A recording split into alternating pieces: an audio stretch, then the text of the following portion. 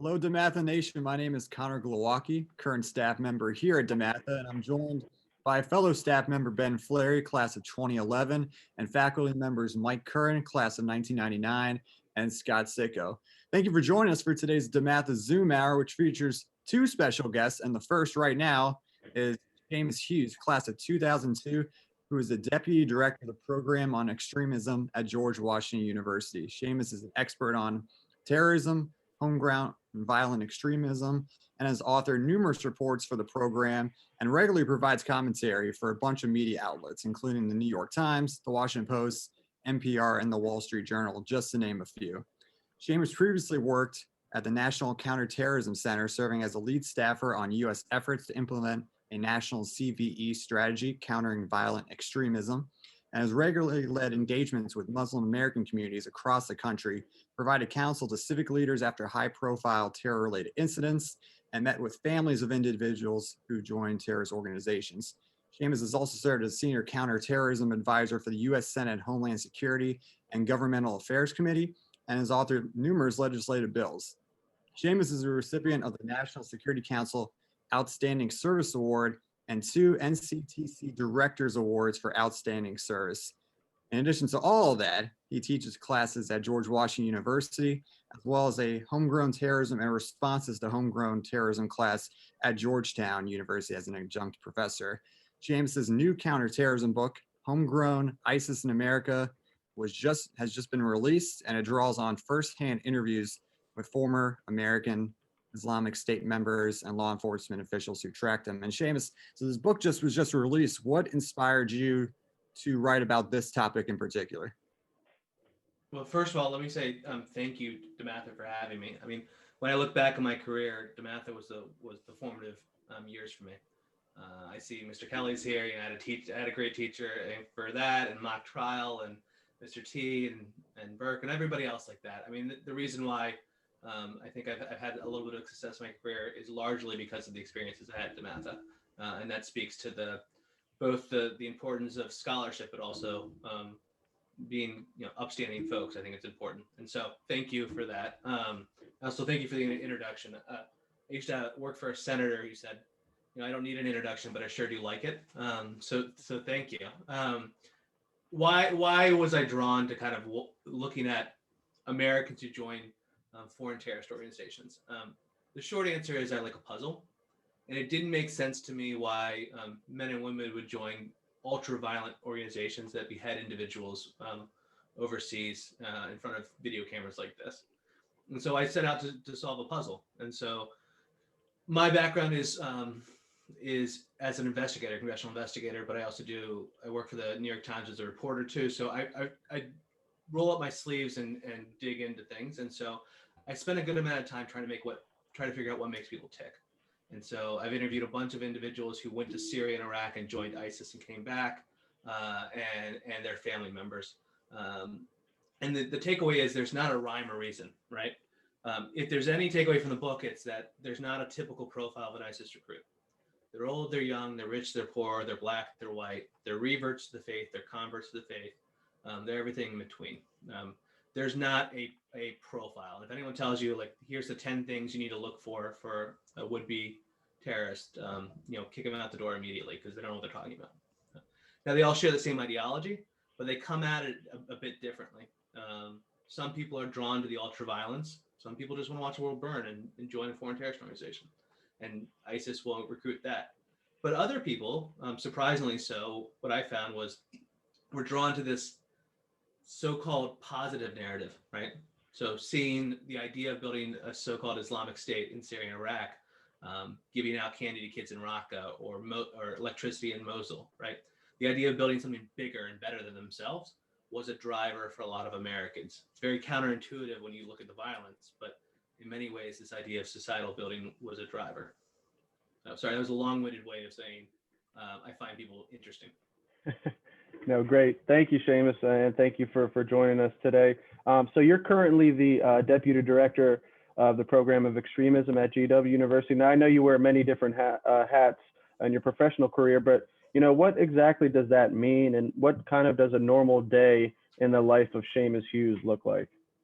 So a normal day in the life of Seamus Hughes has 3 kids running on top of me while I'm trying to do a Zoom, or a normal COVID day, right? So the program on extremism we launched it 5.5 years ago. And the idea was there was a whole bunch of research centers and think tanks around the world that looked at extremism internationally, but very few that looked inward in the US.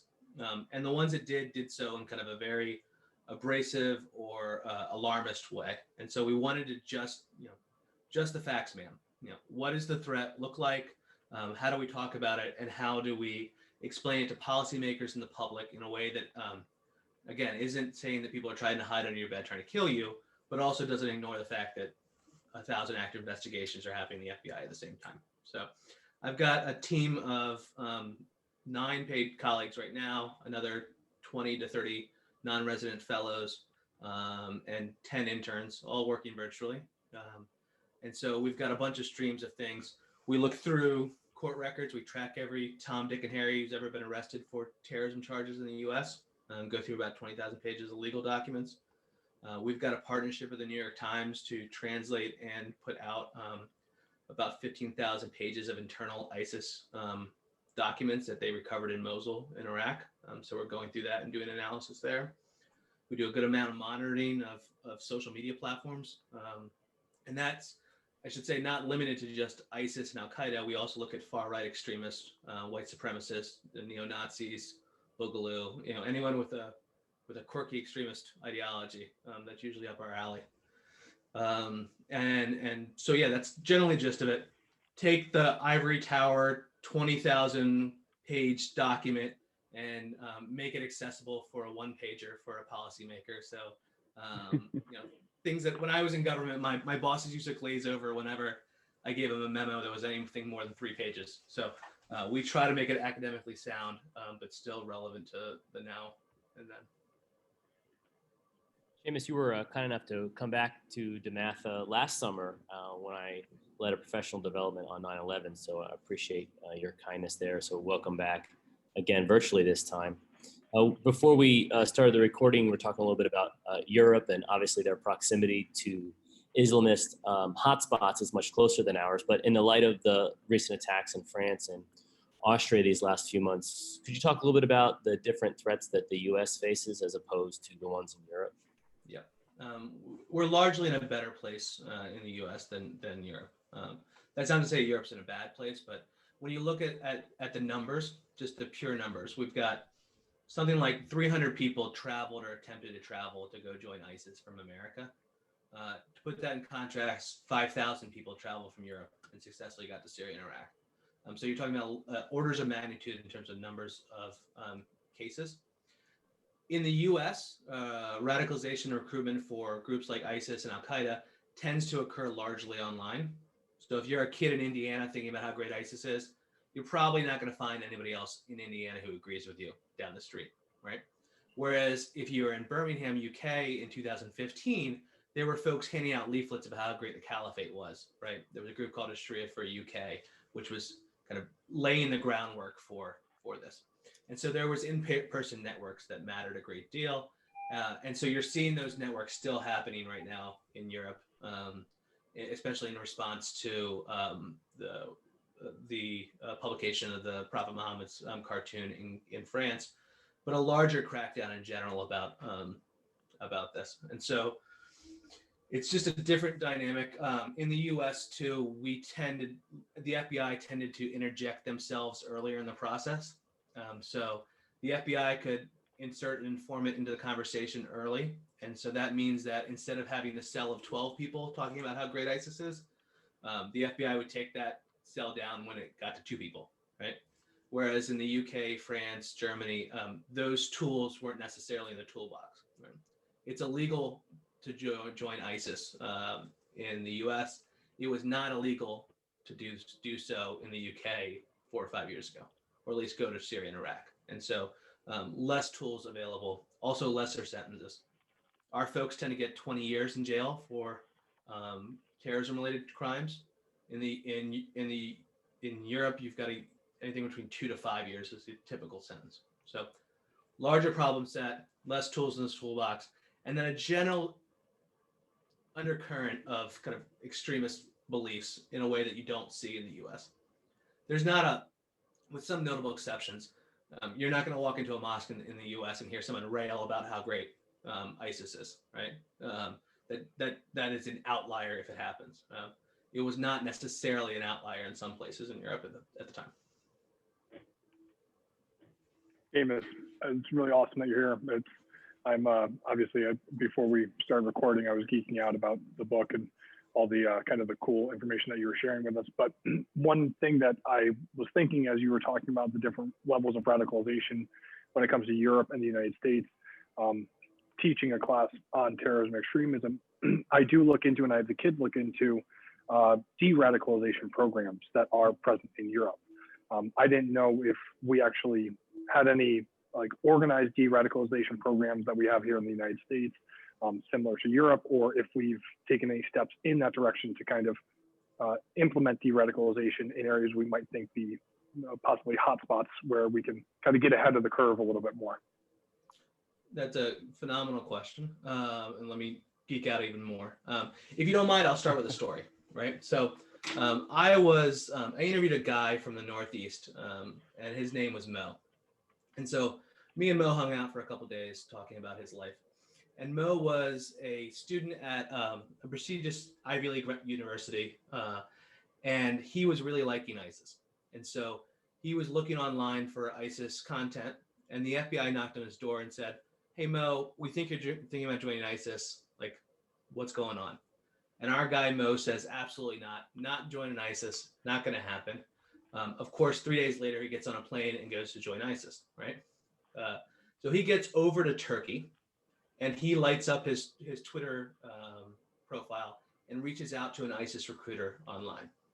And the ISIS recruiter says, "You're in this hotel in Turkey. Go down in the lobby in a few hours. Someone will pick you up. When they pick you up, we'll talk after that." So our guy Mo, this guy from the Northwest in America, comes down to the lobby in Turkey, gets picked up in a car, driven to the Turkish border, crosses over to Syria, and gets picked up by another set of cars, right? When he's there, he spends about 3 weeks in religious indoctrination or ISIS ideology indoctrination. And then he spends another 3 weeks in weapons training. At each point in the time, he's filling out a spreadsheet. He goes into a room just like the ones we're in now. There's a guy on the computer, and they ask him his name, his date of birth, his next of kin, things like that. It's a very bureaucratic way of joining a terrorist organization. I promise there's a point to the circle story, right? Also, I just think you should know how to join a terrorist organization so you don't have to. So we've already done that. No one at DeMatha needs to go travel. We figured this out, right? So our guy Mo does his 3 weeks in weapons training, gets assigned, he's not a particularly good ISIS member, so he gets assigned changing oil for the Islamic State. So he's got the Emir of cars, the Emir of logistics he works for, which is not a glamorous job if you're an Ivy League kid, trying to make it in the caliphate, right? After a few weeks, he realizes it's not for him, and he wants to come home. So darned if he doesn't, reach out to the FBI agent who interviewed him in New York and says, "Hey, it's me, Mo. You may not remember me, but like you asked me if I joined ISIS. Turns out I'm in ISIS right now. I'd like to come home. Send me a helo and give me full exoneration." And the FBI agent had to go through a series of bureaucratic things to respond to an ISIS member on email, and emails back and says, "No, but if you get yourself to an embassy, we can work something out." And so Mo tries 2 or 3 times and then finally gets smuggled through a trunk of a taxi car back to Turkey, and then turns himself into an embassy, a U.S. embassy there. Here's the point. Once he turns himself in, he flips. He gets charged with material support to terrorism, which is a pretty large statute in the federal code. He's facing 20 years. The FBI and the U.S. attorney say, "You're going to spend some time in jail, but you seem to have some remorse. And so what I'm going to have you do is knock on the door of minors of cases in New York that we're worried about. So kids under the age of 18 who are liking ISIS, who the FBI doesn't want to arrest them and jam them up from 20 years in jail. And you're going to say, knock it off."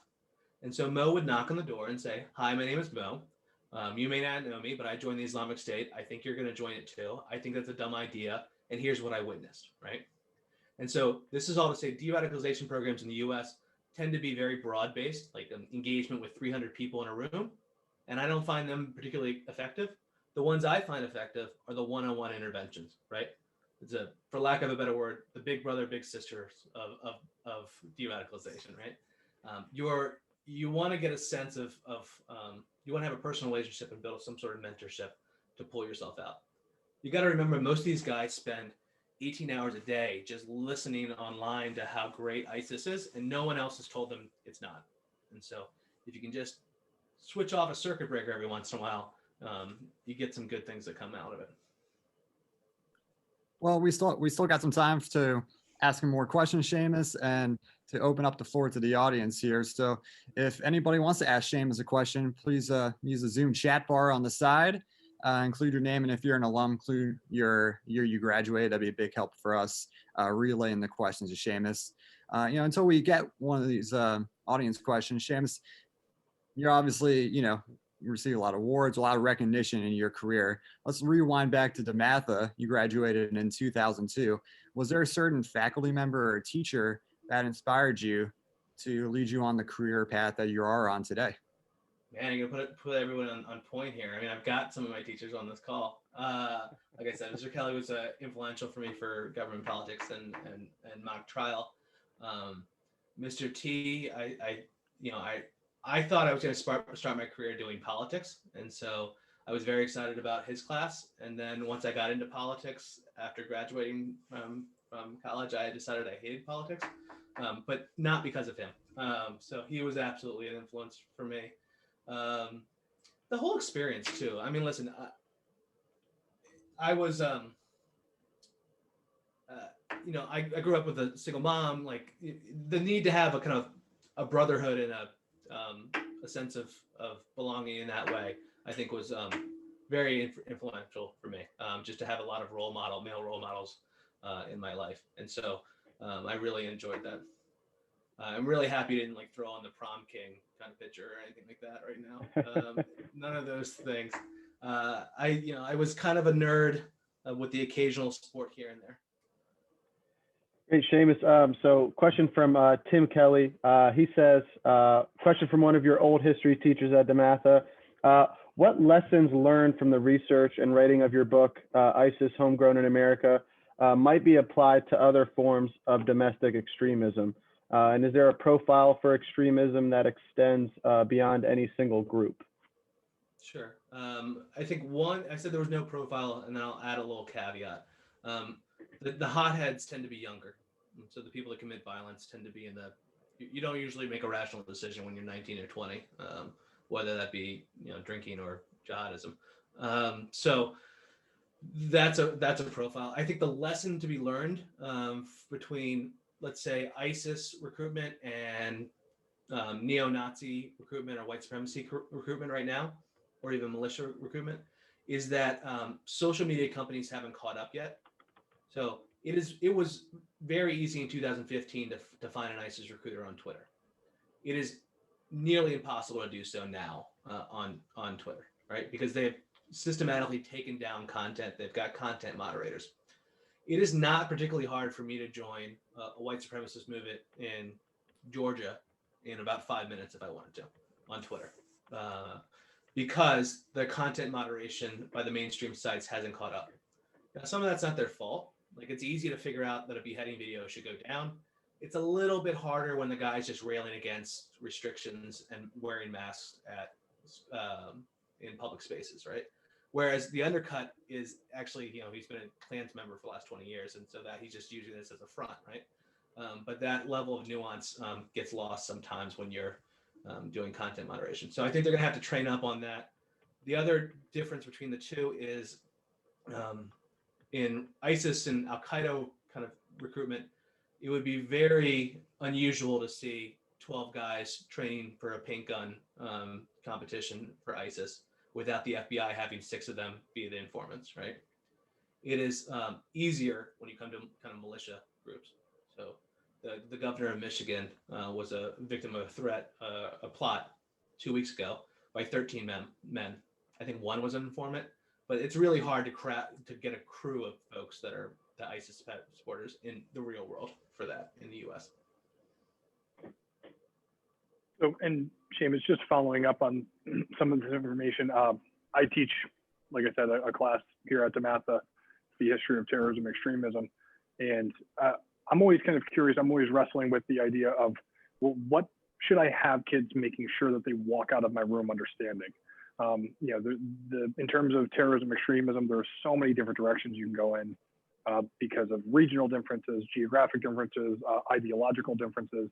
I try to tie some overarching themes together that I think they should be able to walk out of the room with. But in your professional opinion, if you were to be able to provide this to me, this would be really helpful in terms of what message should, you know, younger individuals and probably adults too, who don't really understand terrorism fully, take away from kind of either our conversation or my class that I teach here at DeMatha. Sure. Let's take the two audiences in two different ways. So for parents, I would talk about the need to be involved in your kid's life, especially when it comes to the online environment. And that's not just, I'm not saying your kid's getting recruited for ISIS, but you know, I think there's a conversation to be had about parental, the need to look at platforms our kids use, whether it be TikTok or anything else, right? It's just a whole world of extremism and also just sadness that we should address, right? In a brighter note for the kids, for the students, is don't just because I wrote a book 250 pages on terrorism does not mean that I see everything as terrorism or extremism. It's a relatively small phenomenon. You're not talking about a mass movement of any real substance, particularly in the U.S. You're talking about 1s and 2s, 3s and 4s, not 5s and 6s, 7s and 8s. And so I would just make sure that everyone puts that in context. But particularly when you look at violent extremism, people that commit violence, numbers are very, very small. Extremism a little bit larger, but still relatively small to the general population. So we shouldn't scare so easily, and we shouldn't have policies that scare so easily. And so you never want to overreact in a way that may then feed into a narrative. James got a question from Brian Murphy, class of 2003, and I'm interested in this question as well. How have you been able to keep your sense of humor despite being so close to such an intense and frankly scary world and scary topic every day? Irish wit and drinking, I think, is the two things together. I think, well, no, listen, I take breaks. I purposely take breaks on stuff. So I'll give you an example. I had to look at, there was an ISIS propaganda video of a man beheading a Kurdish prisoner, right? And I got a tip from a law enforcement source that was an American. So I had to repeatedly watch the video because I needed to connect both his voice pattern to what I had recorded of his high school video, and also kind of his hands to make a confirmation that was that person, right? I took probably 20 walks that day. You don't need to spend 8 hours looking at terrorist propaganda. So it's important to take breaks. When I get home, I try my best from 5 to 7 to throw my phone in a fishbowl and never look at it, and just be in the moment with the kids. I think that's important. I also try, listen, sometimes it's just fun because these guys are idiots too. Listen, terrorism doesn't attract the well-adjusted, nor does it attract the particularly smart. And so if you can get the kind of quirky, fun things that are in the court records about some guy who wanted to commit an attack on a Jewish holiday against a synagogue, but damned if he didn't get the Jewish holiday dates wrong because he was looking at an old calendar from last year. And you just have to remind yourself that sometimes this is mildly funny. Also put it in context, people may die. So you balance it too. Seamus, I'm going to go out on a limb here and be a little bit timely, so I hope you don't mind speaking about it. But Democrats have been critical of the Trump administration for denying Biden access to the daily brief and the security things. I was just wondering if that continues for a month or 6 weeks until the election is sort of sorted, at least on President Trump's end. Is that a big problem, or is the National Security Council and other agencies and civil servants sort of self-contained and they're just continuing doing their work, and that President-elect Biden could jump in later with not much of a problem during the transition? Sure. I make a joke sometimes that I talk enough about religion. I try not to touch on politics, but let's go ahead. The short answer is it's not great that the president-elect doesn't have the daily PDD brief. So to not get the intelligence to know what you're going on, particularly when you talk about, he's doing phone calls with foreign leaders, and it's helpful for the State Department to give him a heads up of what that foreign leader's actual goal is before that phone call happens, or whether there's a threat against our interests in China, and maybe when you talk to the Chinese premier, you should do something else, right? So the short answer is it would be great if he got those presidential briefings. The longer answer is Biden's been in the game for 30 years. You generally have a sense of what's going on in the world when you've been in politics that long, and he's surrounded by a whole lot of smart men and women who will be able to kind of feed him into the world. I worry less about the bureaucratic nature of this. When I was in government at the intelligence community, nobody asked me if I was a Republican or Democrat, and I didn't know if they were either. You kind of we were always taught that politics stopped at the water's edge when it came to national security. And I hope that at least the vast majority of folks still believe that. In fact, I know the vast majority of folks still believe that. Most people just keep their head down and hope for the best. Now, it's not what you ideally want in the world, but it is what it is. We're adaptable people. Thanks, Seamus. Next question for me, actually. So just kind of curious what led you or sparked your interest on topics such as terrorism and violent extremism. Where did this passion for these topics come from? Well, I completely fell into it. It makes no sense. So I was at the U.S. Senate. I was a congressional staffer there, and it was 2006, I guess. And the staffer doing homegrown terrorism got a new job. Like he became a lobbyist or something. I don't remember. And the staff director looked at me and said, the average age of a terrorist recruit is 22, and you're 22, and there's only about 10 cases a year. So you just take this niche thing and monitor it a little bit for the senator, but you can't mess it up. There's not a big deal, right? And so unfortunately then Fort Hood terrorist attack happened, a number of different things. And basically my interest in homegrown terrorism unfortunately grew as the threat grew. So when 24 people left from Minneapolis to go join a terrorist organization in Somalia, I was flying out and meeting with family members of kids who did that. I just simply fell into it.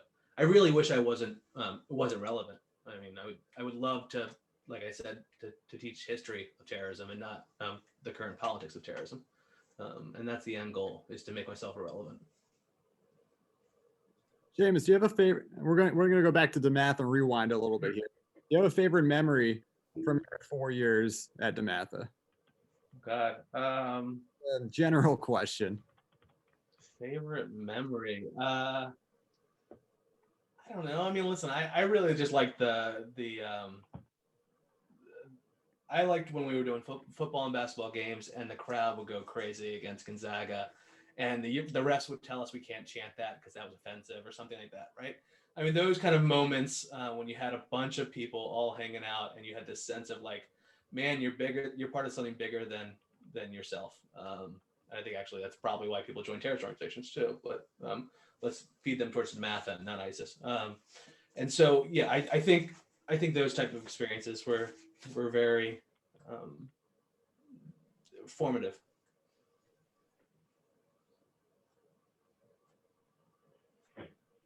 Go ahead, Scott. Sorry if you have another question. Sicko. Yep. No worries.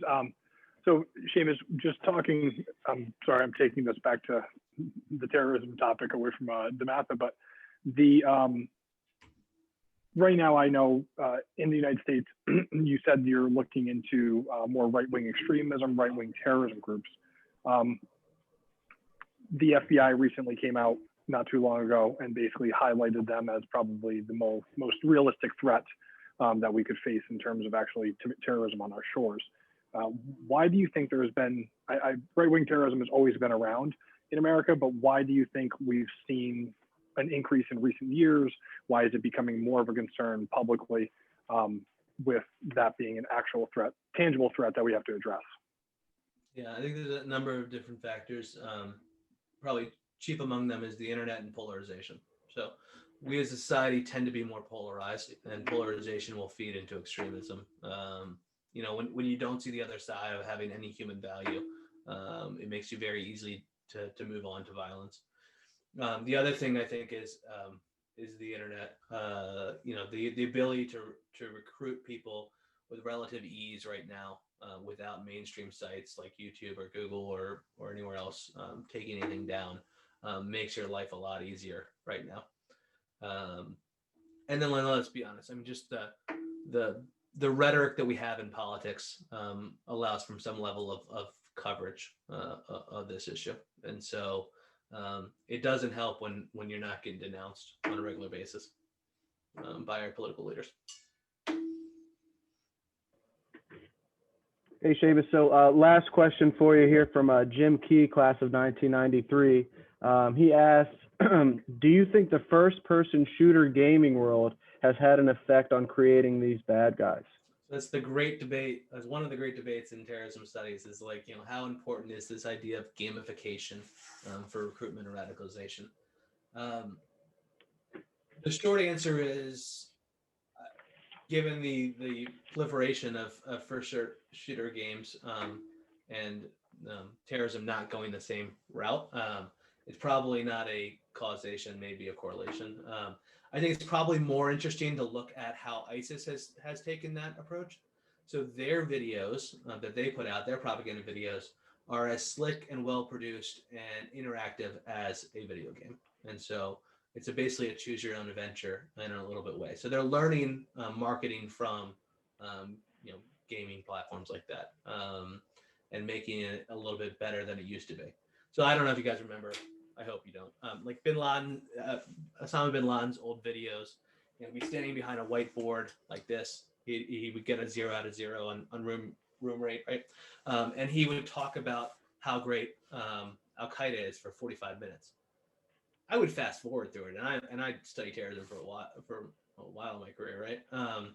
So it's not interactive. Whereas in ISIS world, you would have a Twitter DM back and forth with a guy in Raqqa who would systematically give you pictures of the coolest thing that they just put out, or the beheading video they had, or the gun he's holding, or how great it is in Raqqa. And so there's an interactivity I think we can't discount for groups like ISIS, and I think they learned that a lot from where marketing went. Seamus, thanks for taking the time to join us on the Zoom call and answer some questions about your fascinating career that you have going on. We really appreciate it and hope you and your family continue to stay safe during the pandemic out here. Thanks for having me. And thanks for everybody for coming on. Before you go, I want to toss to Ben real quick, just for a quick message from the advancement office here at DeMatha. Yeah. Thank you, Seamus. We really appreciate you. That's some fascinating stuff. So that was awesome. Just kind of, you know, as we conclude, we'd just like to ask you, obviously, for your support for the fund for the DeMatha that went in the mail in October. Obviously, I'm an advancement guy, so this is, you know, I got to do this. So it's critical to the school and support of our ongoing mission of faith-filled gentlemen and scholars. You can always give online at www.dematha.org or by mail. So thank you, everyone, for your great questions and for joining us today. We'll have Mr. Vaughn Holsey here in a couple minutes, and we will get started. Thank you, Curran, and thank you, Sicko. Appreciate you guys.